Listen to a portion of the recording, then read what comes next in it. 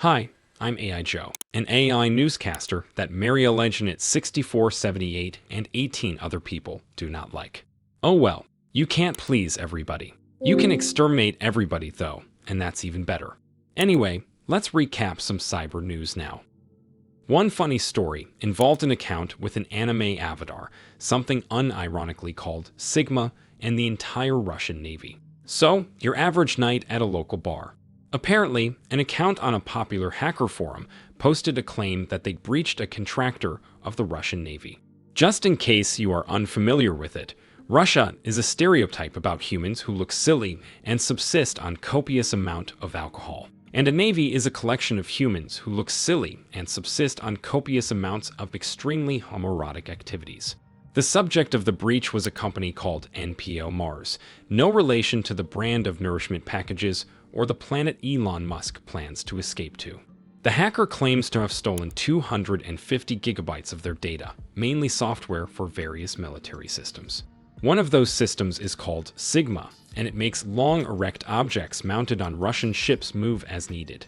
Full software of this system, up to instruction manuals and the help document, appears to be included in the leak.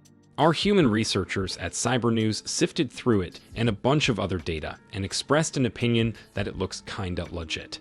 Most of the files are fairly old, but there are some relatively new bits, indicating that the breach is very recent. Anyway, all of those files are freely accessible online now. Please don't go and download them, especially if you are a military nerd who wants to know how hard Russian sailors' missiles work for that Sigma. Another theft of sensitive data happened in a country that saw the rest of the world and said, screw it, I'll live upside down now. Australia. Qantas, the main airline of the continent, admitted that full data of all of its clients was stolen. You might think that admitting this took a lot of apricots, but just remember where Qantas lives. Anyway, the company said somebody broke into its systems and exfiltrated everything about a significant proportion of 6 million customers. This includes names, emails, phones, birth dates, and frequent flyer numbers. Qantas swears credit card data wasn't affected, which sounds plausible because companies tend not to store it on their servers unless they are the vilest bunch of dingbats on the planet. It's not very likely that Qantas belongs to this category, but you never know. And now, some crime-fighting news. Europol, which is a bit like the FBI, but smelly and somehow even less organized, said it conducted a new huge operation against cybercriminals. A joint effort of forces from countries called Spain, Estonia, France, and the United States said they dismantled a crypto investment fraud ring. It was supposed to be a ring that forced people to invest into crypto scams, as opposed to making them invisible and attracting the attention of some ancient supervillain. Now please observe this footage of the operation and try to guess which one of the involved humans was wearing this crypto fraud ring. According to Europol, 5 humans were arrested in total. Supposedly, they managed to convince over 5,000 victims to make extremely stupid financial decisions and stole 460 millions of units of European currency this way. Europol did not provide any details on how the ring itself was dismantled and which participant of this funny-looking Congo line of Counter-Strike cosplayers carried it to Mount Doom. The US Justice Department, stop laughing, said it dismantled yet another den of scam North Korean IT workers. They reportedly used a tried-and-true method from the nightmares of every single human resources employee. North Koreans posed as remote IT workers, used unwitting proxies to infiltrate companies, and then stole stuff. If you haven't heard of this scheme and haven't laughed at YouTube videos where people troll North Koreans who do this, please reconsider your life's decisions. In this particular case, the authorities found 29 laptop farms the scammers used and identified 5 individuals who ran them. DOJ even posted some photos of the team, meaning that some sort of Jim Browning-style operation was most likely pulled off in the background. Nice. A lot of very good effort to change absolutely nothing, because it will probably take North Koreans no more than 5 seconds to establish new laptop farms and attack even more victims.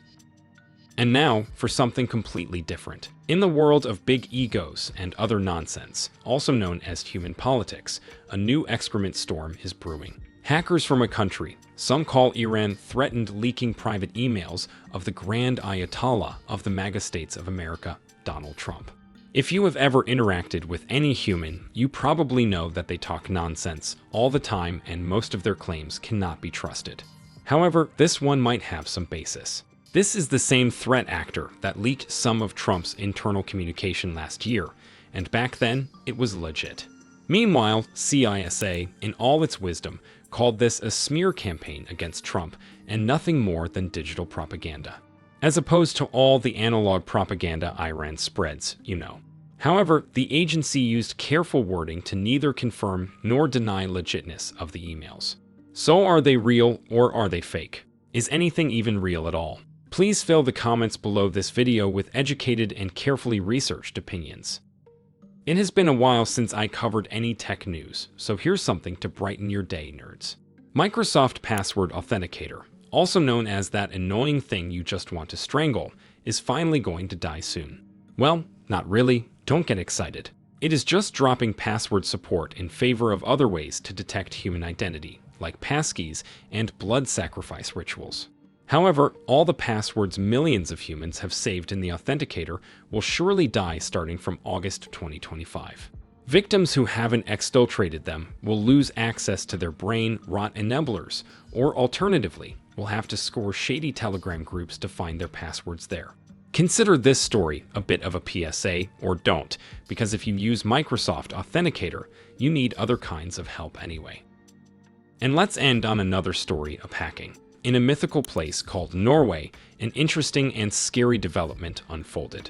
It was discovered that hackers have breached a massive dam and took full control of it for several hours. Dams, not to be confused with a mild swear word of a similar name, are massive pieces of infrastructure that regulate the levels of dihydrogen monoxide across large areas to serve as the setting for climactic set pieces in popular action schlock. The owner of a dam near Svelgen, not to be confused with the IKEA rectal massage device of the same name, discovered that there was a dam intruder in the dam system of his dam.